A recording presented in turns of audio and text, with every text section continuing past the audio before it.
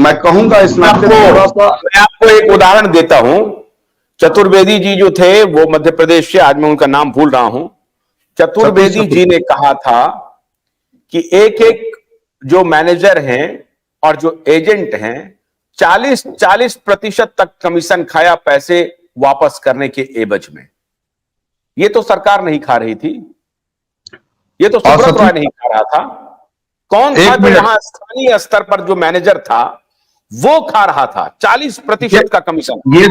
ये सवाल निवेशकों से क्यों आशुतोष सर, ये सवाल निवेशकों की गलती नहीं। जो 40% कमीशन मांग रहा था उसकी शिकायत क्यों नहीं की गई?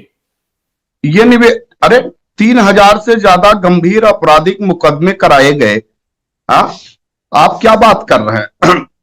जिन लोगों को मैं तो इस नाते साधुवाद थोड़ा आपको जरूर दूंगा, क्योंकि देर ही सही आपने ये बात जानी कि सहारा के पीड़ितों का कोई मुद्दा है। चौथा स्तंभ जो पत्रकारिता का होता है, आज लगभग हम सभी लोग 27 तारीख, ठीक है कोई बात नहीं, हम कह रहे हैं कि आजादी की लड़ाई लड़ने में वर्षों और सदियों लग गए थे, लेकिन क्रांतिकारियों ने क्या अपना हिम्मत और साहस छोड़ दिया था? वो क्रांतिकारियों की अगर दूसरे स्वरूप को आपको देखना है तो 27 दिसंबर को सुनिए अभय जी, 27 दिसंबर को हम अकेले नहीं, हमारी पूरी टीम थी जंतर मंतर पर। 200 लोग नहीं थे। मैं कह रहा हूं ना, 200 लोग नहीं थे, 200 लोग। मैं वही कह रहा हूं था कि 1 लाख लोग आएंगे। हम तो ये मान के चल रहे थे 1 लाख लोग नहीं होंगे, 10,000 होंगे। अरे 10,000 नहीं होंगे, 5,000 होंगे, 5,000 नहीं होंगे, 1,000 होंगे। 200 लोग थे। मैं वापस लौटा हूं वहां से। सतीश मेरी पीड़ा क्या होगी आपको समर्थन देने के लिए। आशुतोष जी जरा एक बात सुनिए। आशुतोष जी धैर्य से एक बात सुनिए। आप ये समझिए कि क्या देश में सरदार भगत सिंह के रूप में निकल करके आने वाले उन जो सदन के अंदर ले जाकर के अपनी बात रखने के लिए खड़े हुए आप उनको नहीं देख रहे? आप उनके भीड़ की कौन सी कर रहे हैं? आंदोलन आप कर रहे हैं, सड़कों पर उतर रहे हैं और उनको ठंड लग रही है, वो नहीं जा पा रहे हैं।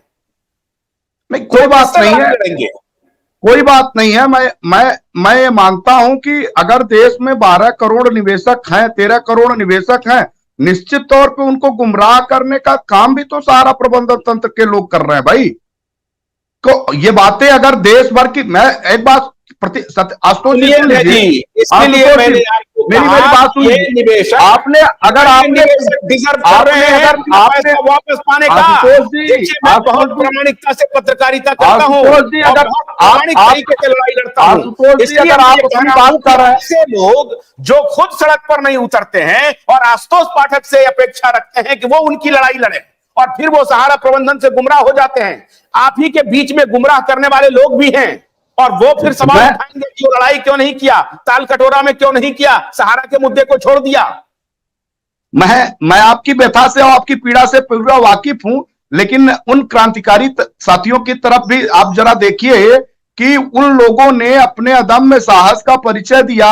हम ये कह रहे हैं कि हमने इस आजादी की लड़ाई, आर्थिक आजादी की लड़ाई की बिगुल फूके और इस लड़ाई में हम सभी साथी उसी अपने कलेवर और तेवर के साथ आज भी जुटे हैं। आपको नहीं, आप ध्यान दीजिए, मैं फिर कह रहा हूं, मुझे हो सकता है कि मेरी कुछ बातें आपकी हृदय की वेदना को भी बढ़ाए, लेकिन क्षमा करिएगा, क्योंकि मैं आपसे नहीं कहूंगा तो किससे कहूंगा। आपको मालूम है कि इस देश में हमने यहां तो आया दिल्ली, मैं तो गांव गली मोहल्ले का आदमी हूं और गांव और किसान का लड़का हूं, लेकिन मैंने दिल्ली का मुंह कई बार बड़ी मुश्किलों से देखता हूं।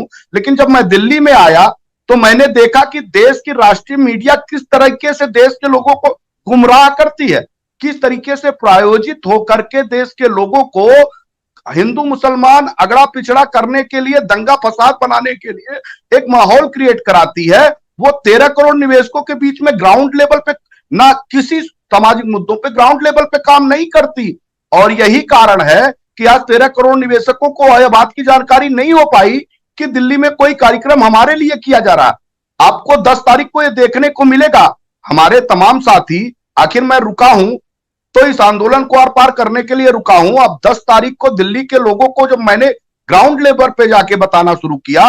अभी कल से आपको दिखने लगेगा कि तमाम मेट्रो, तमाम गली चौराहे हमारे हैंडबिल में, कुछ हैंडबिल निकालिए ना, वो तमाम मेट्रो, तमाम हैंडबिल, पोस्टर, और लोग ग्राउंड लेवल पे कार्यकर्ता के साथ साथ अब जमाकर्ता भी निकल के आ रहे हैं। ऐसे 1 लाख हैंडबिल, ऐसे 1 लाख हैंडबिल आपके पूरे दिल्ली के गलियारों में, गली गली कूचों कूचों में बट रहे हैं तमाम लोगों के बीच में।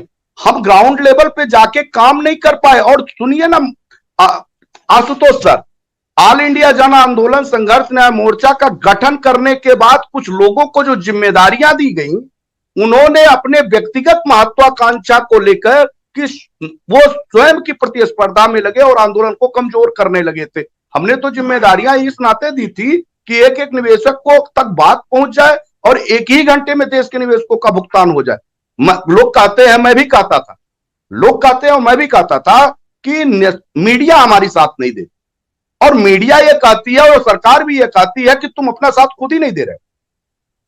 आशुतोष पाठक जी ने थोड़ी सी हिम्मत दिखाई, उन्होंने चर्चा किया, उन्होंने वो मंच भी तैयार किया, उन्होंने एक बार प्रयोग भी किया और दूसरी बार भी कमिटमेंट किया। और मैंने भी आपसे निवेदन किया था, भाई बंद करिए इसको, मैंने भी आपसे निवेदन किया था कि मुझे भी इस बात की अपेक्षा थी कि उन्होंने अपने नैतिक धर्मों का पालन किया होगा, पीड़ा सबकी है, लेकिन ग्राउंड लेवल पे निवेशकों को बताना ही नहीं चाहते। उसका कारण यह है कि हम सभी लोगों को जो टीम यूनिट हमारी आई हुई है, वो लगातार आज 12वां दिन है, 12 दिन से हम लोग उसी कड़कते ठंड में, चाहे जिस जगह आप देखे हैं ना कि आधुनिक भारत में या दुनिया में एक परमाणु बम की चर्चा की जाती है कि ये परमाणु बम देश का दुनिया को विनाश करेगा, ये एक एक साथी आज अपने आप को एटम बम और परमाणु बम में तब्दील कर चुके हैं।